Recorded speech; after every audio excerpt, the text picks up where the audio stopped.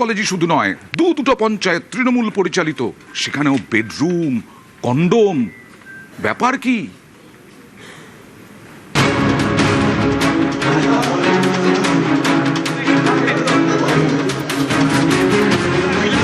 শিক্ষাঙ্গনে bedroom, ফুর্তির দেদার আয়োজন, শিক্ষা এখানে শায়িত।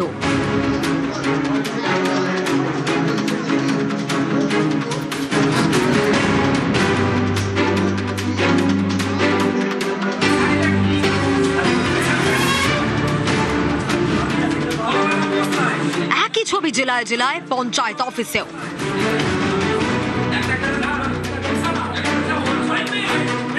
পঞ্চায়েত অফিসেও বেডরুম।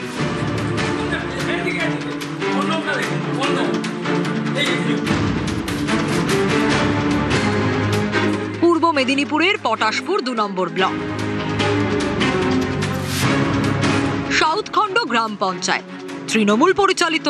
পঞ্চায়েত প্রধান বিজন বন্ধু বাগ। এই পঞ্চায়েত অফিসের 3 তলাটা একবার দেখুন।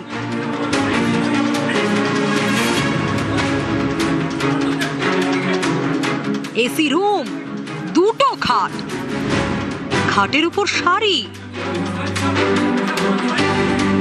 খাটের তোষক সরাতে কন্ডোমের প্যাকেট।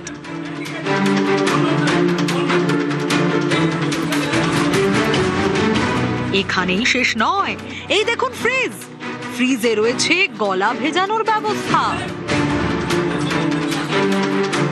মেঝে পড়ে জুয়ার বোর্ড। সাধারণ মানুষকে পরিষেবা দিতেই পঞ্চায়েত অফিস, সেই অফিসের 3 তলায় আমোদের আয়োজন। রাজ্যে পালা বদলের পর বন্ধ ছিল এই ঘরটি। পুলিশের উপস্থিতিতে ঘরটি খোলেন বিজেপির পঞ্চায়েত সদস্যরা।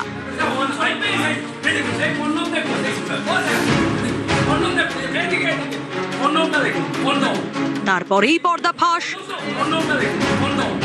পরিচারিকাকে ধর্ষণের চেষ্টার অভিযোগে সম্প্রতি তৃণমূল পঞ্চায়েত প্রধানকে গ্রেপ্তার করেছে পুলিশ।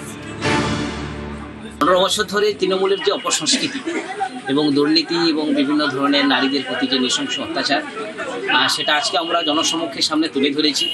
কারণ যেখানে প্রশাসনিক ভবনে যে বিভিন্ন অরাজনৈতিক এবং অপসংস্কৃতির যে কাজ, কোথায় ডাবু রয়েছে এবং মায়েদের বিভিন্ন ধরনের শাড়ি রয়েছে, ফ্রিজে রয়েছে থামস আপ, আচার, মানে নিজ বাসভবনের মতন একটা তৈরি করে ফেলেছেন। পূর্ব মেদিনীপুরেই রামনগর 2 নম্বর ব্লকে মৈতনা গ্রাম পঞ্চায়েত, তৃণমূল পরিচালিত। এই পঞ্চায়েতের একটি বন্ধ ঘরের তালা খোলেন বিজেপি কর্মীরা। দরজা খুলতেই চোখ কপালে। একের পর এক মদের বোতল, কন্ডোমের প্যাকেট।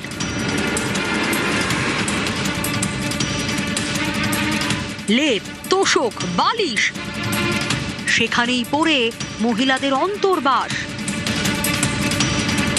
পঞ্চায়েত অফিসের ঘরে কিভাবে এলো এই সব জিনিস, এ নিয়েই ক্ষোভ। পূর্ব মেদিনীপুর থেকে পঙ্কজ দাশরথী, নিউজ 18 বাংলা।